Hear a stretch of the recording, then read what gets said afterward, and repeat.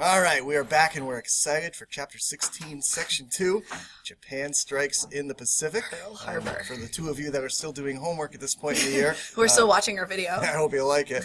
This is an image of Pearl Harbor before the attack. And this lesson's all about how Japan is going to cause havoc in the Pacific Ocean. And I did get a haircut, by the way. Oh, it's very nice. Oh, thank you.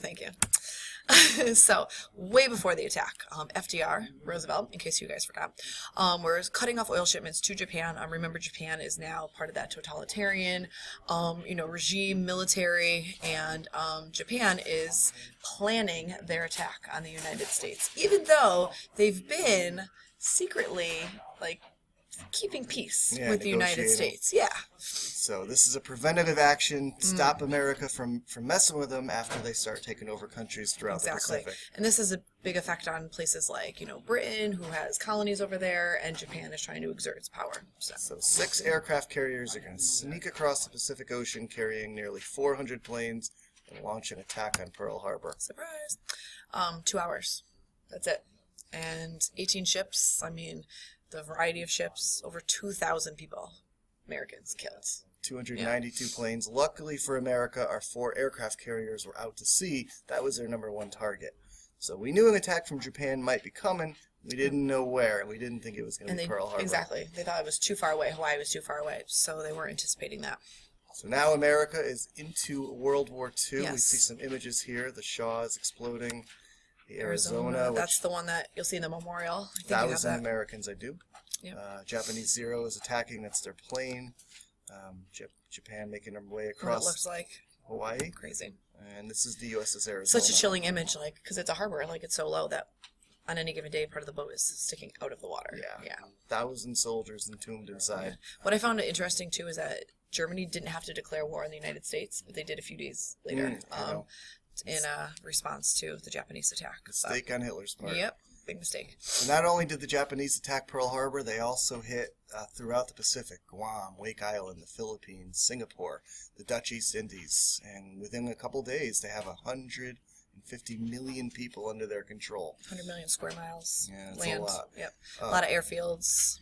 So all the American and Filipino soldiers that were fighting against the Japanese, they were left stranded, and there were no reinforcements to come save them because Pearl Harbor had just been devastated.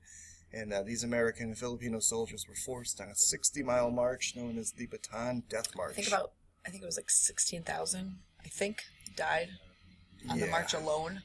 And not to mention all of the soldiers that will be killed in captivity. Yeah, the Japanese did not take well to surrendering. They had a lot of pride, and they treated especially the Allied prisoners of war terribly. So beheadings, random shootings, torture.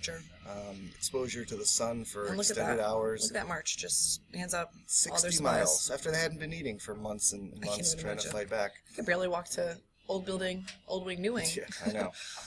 These are some soldiers that have not eaten properly for years.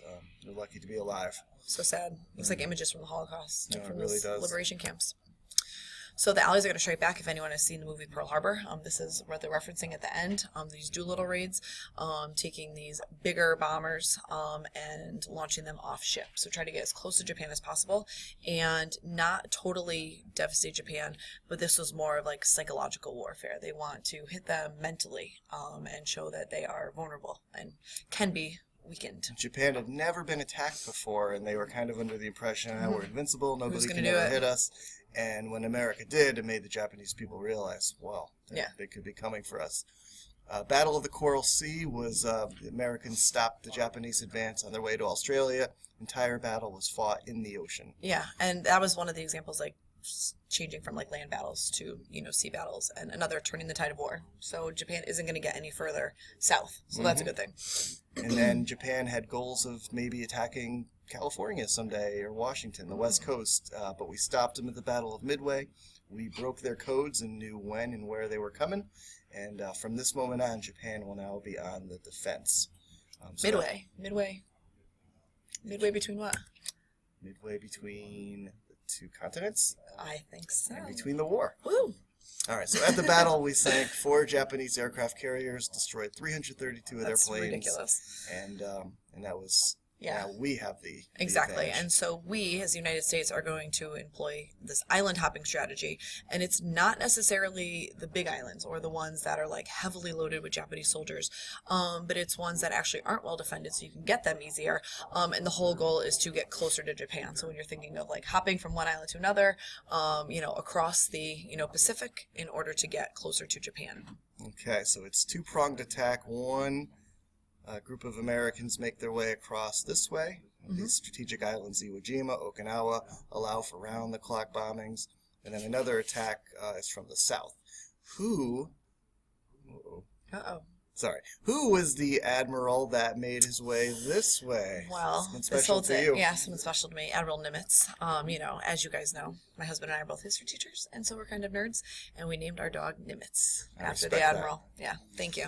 And General Douglas MacArthur, who had to leave the Philippines after the Japanese occupied it, he vowed, "I shall return." And he did. And he did. He's going to lead an attack from the south and retake the Philippines eventually in 1944.